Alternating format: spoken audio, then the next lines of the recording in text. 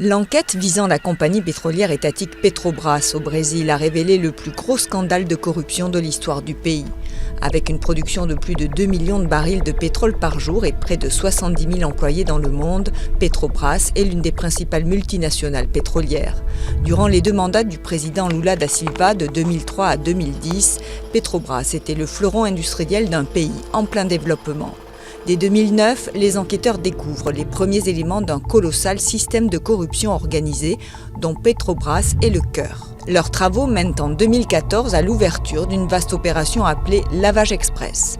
Le scandale prend une nouvelle ampleur lorsqu'un ancien directeur de Petrobras, Paulo Roberto Costa, accepte de coopérer avec les enquêteurs en échange d'une réduction de peine. Il accuse près de 50 hommes politiques, la plupart issus du Parti des travailleurs de Lula et de Dilma Rousseff, d'avoir bénéficié de milliards de dollars de pots de vin. En septembre 2017, Dilma Rousseff, à l'époque présidente du conseil d'administration de Petrobras, ainsi que l'ex-président Lula, ont été inculpés pour l'organisation du détournement de fonds de la multinationale. L'enquête montre qu'un cartel des géants du BTP brésilien payait des pots de vin aux dirigeants de Petrobras, ainsi qu'à des hommes et des partis politiques impliqués dans la nomination de ces dirigeants dans le but de remporter d'importants contrats. Les pots de vin étaient calculés en pourcentage des contrats surfacturés. La concurrence était inexistante entre les entreprises du BTP, ce qui leur permettait de gonfler leurs prix.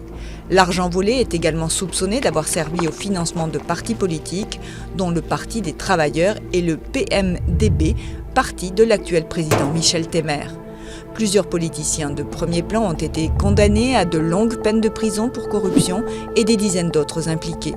En avril 2017, la Cour suprême a donné son feu vert pour ouvrir des enquêtes contre une centaine de personnalités politiques, dont plusieurs ministres et environ un tiers des sénateurs.